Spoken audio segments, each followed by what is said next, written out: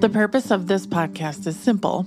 We want you to get to know your doctor before meeting them in person, because you're making a life-changing decision and time is scarce. The more you can learn about who your doctor is before you meet them, the better that first meeting will be. There's no substitute for an in-person appointment, but we hope this comes close. I'm your host, Eva Shea, and you're listening to Meet the Doctor. Welcome back to Meet the Doctor. My guest today is Stephen Goldman, and he's a plastic surgeon in the Cleveland area of Ohio, which is one of our favorite states here at Meet the Doctor. Welcome to the podcast. Thank you very much, Eva. Now, I think we were supposed to meet in person in Miami. Were you in Miami for the meeting? Yeah, I was at the meeting. Yep, and we couldn't connect, so I'm very happy to have you here today. And I like to start with the toughest question, which is actually the easiest one, which is to tell us about yourself. Okay, so I am I guess you could say, triple-boarded plastic surgeon. I'm based in Beechwood, Ohio, which is in the Cleveland area. I practice an almost exclusively cosmetic practice, but of the face and body. I went to college at Dartmouth College. I went to med school at the University of Pittsburgh. I did an otolaryngology, which is ear, nose, throat residency there, so I'm board certified in ENT. And then I did a plastic surgery residency at Case Western in Cleveland, so I'm board certified in that. And then I did further board certification in facial plastic surgery. But I've been in practice for over 20 years. I have a great team of over 25 people, estheticians, nurse injectors, OR staff. We have an on-site 2-room accredited surgery center at my main office. And I loved doing reconstruction and hospital stuff, but a few years back went out on my own, and it evolved really into an entirely cosmetic practice, but surgical, non-surgical, face and body. But love medicine. Medicine's a great field. I look at your website and I see the whole team on the homepage. You actually have them all. So how hard is this to update every time someone comes or goes from the team? Okay. If you're looking at the main picture where there's a whole bunch of people, it's a composite. So we're not really deceiving anybody, but as you add people, you can't bring everybody together easily. They've all got lots of work to do. So you take a picture and then you add it to the main picture. How long are you going to keep this up? As long as I can. God willing, if it's all about health and happiness, and so hopefully many years yet. And we may need a wider screen at some point because it's quite a team. Looks great. No, they're great people, right? So the most important part of any medical practice is the people. It doesn't matter how nice the hospital or the facility looks on the outside. They used to talk about the 3 A's in medicine: availability, ability, and affability. And I think all the people who work for me really embody the 3 A's, right? So they make themselves available to the patients. They're very able, capable, competent, skilled, and they're friendly, communicative, genuinely good people. So it's the team. They're a great team. It's unusual to run into someone who has 3 board certifications. And usually it means that you really like going to school. Hate school. But what does it mean? What does it mean for the patient that you have gone through that process 3 times? I think it means a couple things. One is there is some legitimacy to having real board certification, going through real training, going through real schools. And the legitimacy derives from not just the education in terms of book learning, but also from the clinical experience. So in a hospital, in an operating room, seeing patients in an office. And while I think accolades only really mean so much, because once a patient meets a doctor, then they'll make a decision as to whether or not that doctor makes sense when they're talking about medical issues, seems to be genuinely interested in giving them a good result and taking good care of them, and is communicating well.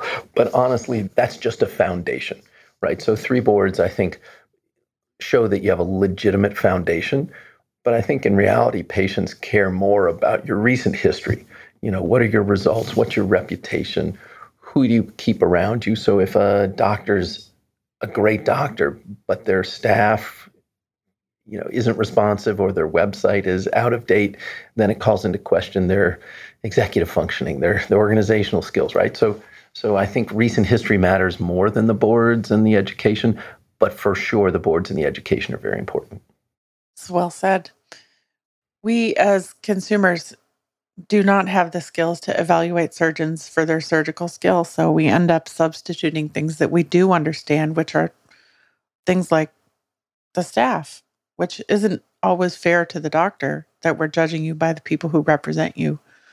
But the space, the environment, the location, the website, we take all the things that we do understand and we use those to make better decisions. Sure. So that's why they're important. And, obviously today, social media is a big part of it. I think social media has, to some degree, supplanted websites as far as patients sort of gauging legitimacy. And as we all know, social media and the internet in general can be the source of misinformation. Mm-hmm. So you still ultimately need to interact with real people. You can interact virtually, by the way, with real people, as long as they're not AI generated. But, and that doesn't just include the doctor. That can be the doctor's staff. But you need to interact with real people in order to filter all that information, because there's so much information. And patients are smart, and patients have common sense, and they don't need a medical degree to see if something makes sense. And a lot of times, by the time patients get to us, they've gotten great background information. Sometimes some of it is incorrect, some of it, right? And there are even doctors out there who will say, hey, this technique is the latest and greatest technique, but I may disagree with that, right? So then my responsibility to the patient is communicating why I think that's not correct and another option is better. So that ultimately, again, becomes part of that whole educational process for a patient. So I think social media has made, and the internet, research, have made patients better patients. But, all you have to do is look at issues relating to vaccines or something to know that you still need some common sense guidance from people who have some sort of training. Mm-hmm. Yep. Social media is tricky, and I think people can be pretty forgiving, especially if what you're doing is authentic. And I've seen a line crossed from time to time where either a patient was posted without their permission, or a patient was maybe gave permission but wasn't featured in the best light. And I wonder if you've seen that happen before. Do you have any thoughts on that? No, for sure. So there was a doctor in Ohio that lost their license recently within plastic surgery. And one of the reasons was that patients were being presented on social media without their consent or in ways that they hadn't approved of. And so I think ultimately it may work for a small niche of people in medicine to use social media almost as entertainment, more so than as medical education and information. But I think most patients, even if they want some entertainment value out of their physicians on social media, I think they still want information the most. They still want education the most. And our philosophy is be friendly and accessible, but we're not going to dance around while we explain a procedure or discuss a postoperative result with a patient. And I also think patients want to hear from real people. They want to hear what the patient has to say lots of times more than what I have to say.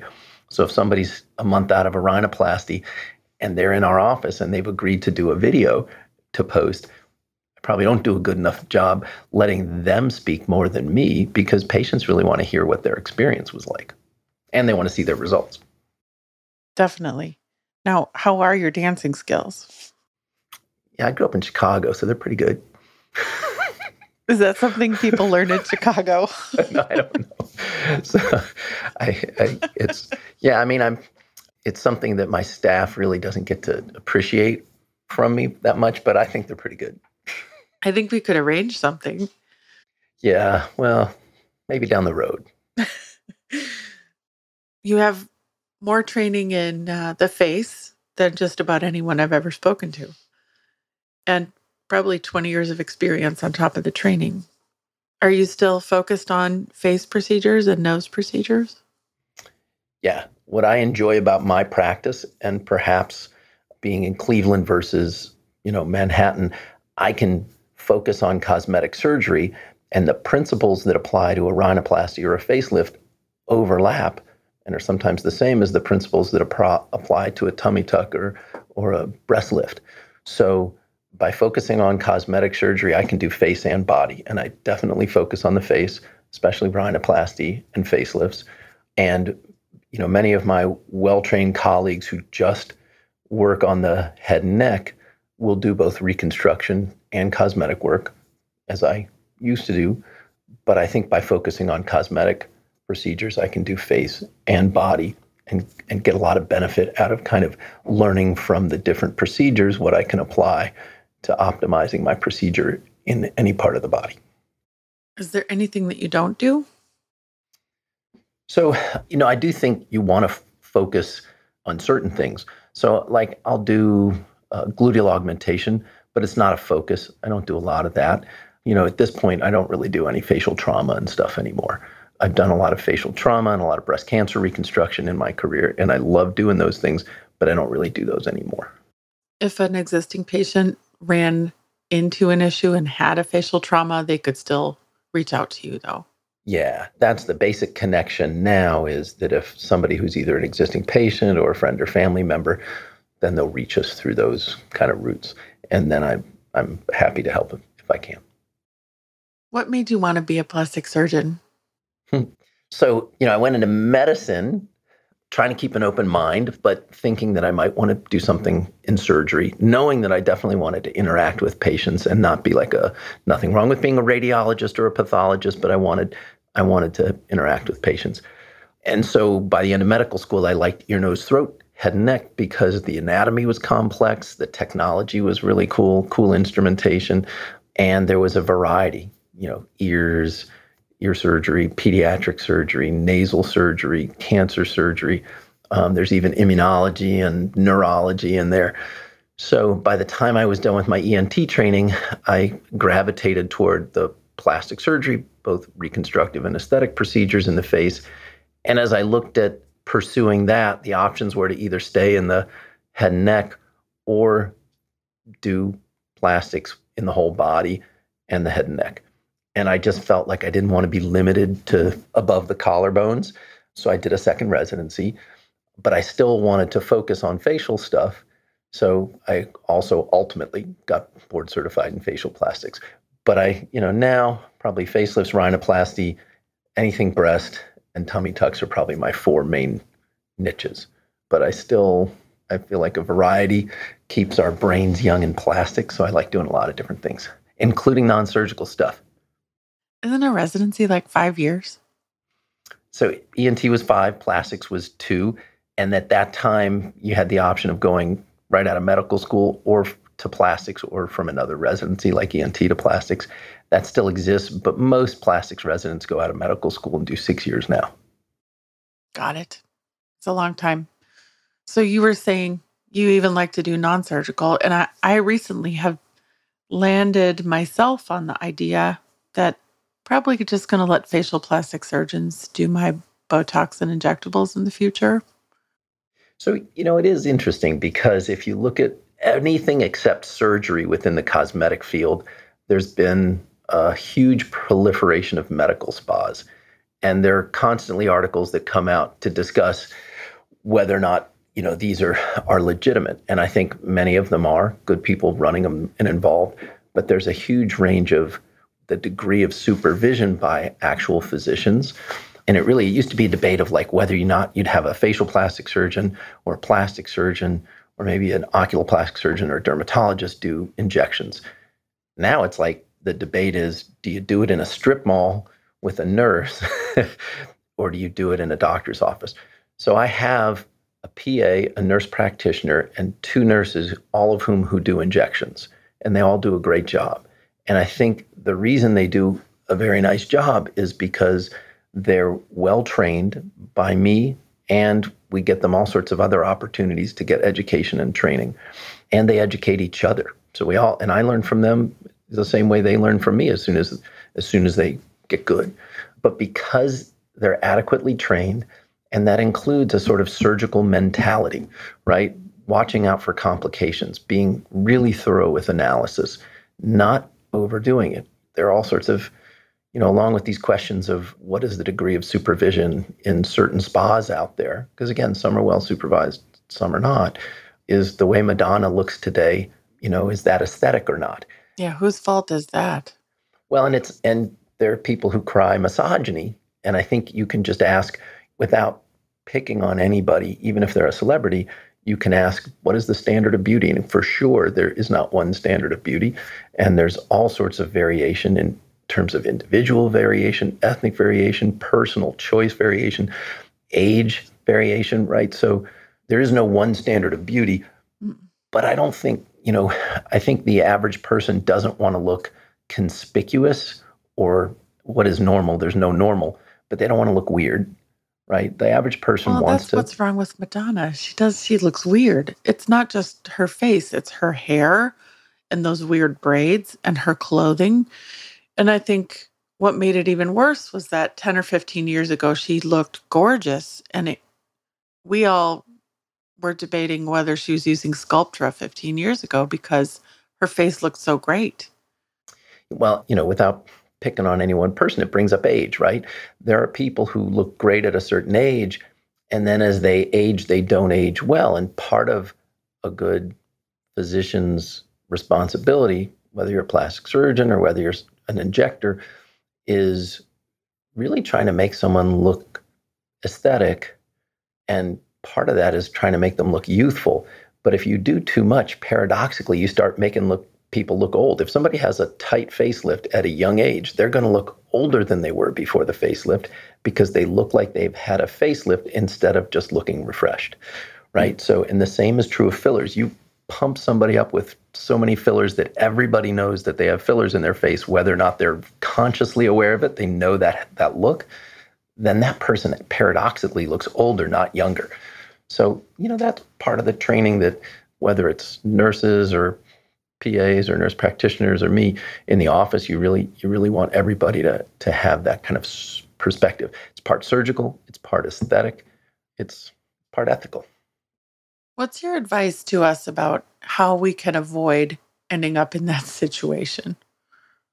Okay, so one piece of advice would be to find a doctor or an advanced provider who you do feel is trustworthy and has a good aesthetic eye, and not jump around too much. Because one of the things we'll find with people who end up looking overdone is if you tell them, hey, this is enough, they may go somewhere else, and anybody will inject or do surgery.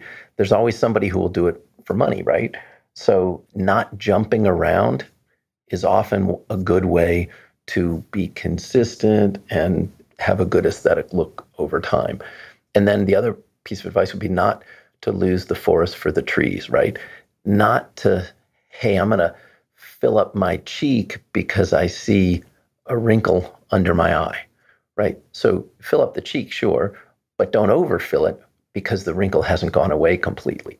We have so many tools, whether it's skincare or lasers or injectables or non-surgical tightening or surgery, right? That you really ought to be able to get a dramatic but natural result, right? A result that looks like it's you, and people don't know, that you've had something done. It's okay to have them wonder, right? Say, wow, does she have sculpture in her face because, she looks great for her age, or him? But to have them know, that, wow, that's a lot of filler in your cheeks. And again, even if people don't know, they see that look and they know something's going on, and it's not aesthetic. So not focusing on minutia, not losing the forest for the trees, and being consistent, ideally with somebody who knows what they're doing, who guides them through the process, because nobody knows how they really look. Everybody thinks they could be thinner. Everybody thinks their skin could be tighter, right? So nobody has accurate self-image. That's so true. And really, all you need to ruin your self image is a toddler with a phone standing way below you, taking pictures of you from beneath. Or wait till they say, boy, you look tired today. Yep. They're Kids. brutally honest. They're brutally honest. I guess, yeah, that's one way of looking at it. That relationship is so important. And I love what you said about not jumping around. Yet, not that people can't seek second opinions or, especially if they're contemplating surgery from someone they have only met once, right? Second opinions are great. I never discourage that because you get more information, and no doctor or injector should be afraid of people getting second opinions. But people bounce around when they don't get the answer they want. And they'll do this with non-cosmetic things. If somebody wants some kind of medical workup or something ambiguous, they'll go find a doctor who tells them what they want to hear. And that may not always be the best thing for them. Maybe a tangent, but I was reading yesterday that there's a whole set of TikToks out there that if you want Adderall, they'll teach you what symptoms to say that you have in order to get the online prescriber to give it to you. Yeah. What are the trigger words? No, it's hard. It is a tangent. But, the more data there is, and as one potential benefit of AI would be to try to really, as objectively as possible, establish criteria for who needs Adderall, who needs a tonsillectomy, right? And for sure, there'll be strides that can be made with chemotherapy regimens by taking thousands of data points and putting them together. But even, something like Adderall, if we can try to make it objective, because whether it's surgery or something like that, you go to two different doctors and you will get two different opinions. And it's hard for patients. You ask a doctor who to go to in a different field, and they often have trouble telling you, right? It's hard to find people that you really trust. But there are a lot of good people out there. There are a lot of good providers out there. But as far as aesthetics, the emperor's new clothes is a great analogy for aesthetics. There are a lot of things that come out and people rave about them, and then a short time later they're done, whether it's a surgical procedure or a specific filler or especially a technology. And so data, will really help with that. So if you could really get everybody doing cool sculpting, everybody doing soft wave, which is an ultrasound skin tightening thing, everybody to accumulate their data, you could get very objective data about where this works the best, where it doesn't work, who's a good candidate, who isn't. Now, doctors do that with their own big brains, getting a sense of who really is a good candidate for a procedure, surgical or non-surgical, and who isn't. And analysis and synthesis is a huge part of medicine. I'm picking up a theme here of honesty, and also you seem very pragmatic to me, and I wonder what else patients could expect from you when they come in to see you. Well, so first of all, when you have a consultation with a patient, the first part is communication, finding out what's bothering them. Why are they here, right? Why weren't they here 5 years ago? What's changed, right? So weight loss, couple kids, now they have time. So the first part is getting a good sense of what's bothering them. And sometimes patients are very clear on it, and sometimes they're not as clear on it. And then the second part is analyzing their physical characteristics. If they feel like they're showing signs of aging in their face, are they bothered by their jowls? Are they bothered by their wattles, their submental neck, right? So, and then analyzing, are those really the issues? And then it's coming up with a treatment plan. So if what they really have is sun damage and no wattle, then they're great candidates for skincare with a retinoid and other things like sunblock, like antioxidants, but laser resurfacing, right? And within laser resurfacing, do we use CO2? Do we use erbium? Do we do something in the OR? Do we do something in the office? Are we more or less aggressive? Even if you want to be more aggressive, are they a good candidate for that? Even if you want to be less aggressive, do they want more aggressive? And is it legitimate to use that for them? So treatment plan. Or do they really need a facelift to correct their jawline and neck and mid-face? So all those things. And because we do have so many non-surgical tools, the botulinum toxins, the fillers, the technological devices for tightening and fat reduction and stuff like that, then, it can get overwhelming for a patient to discuss everything. So you want to focus on the things that are the right options for them. And then you don't want to talk anybody into anything.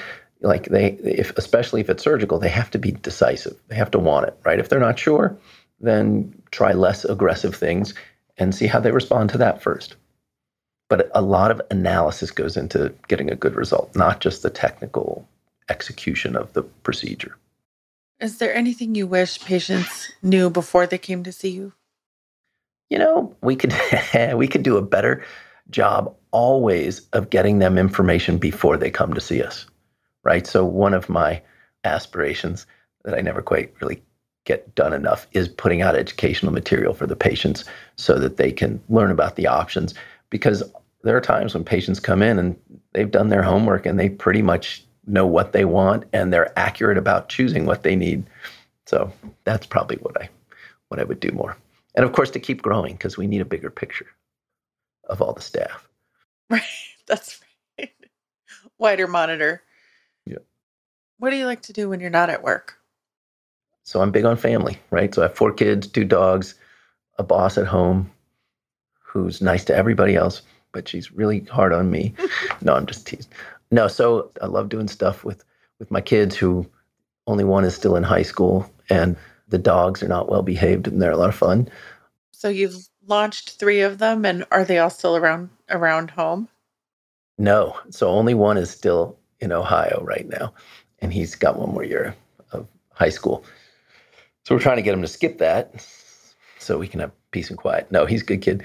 And then, as far as other stuff, I like physical activity, right? A little bit of that ADD thing going probably, but I like to be outside.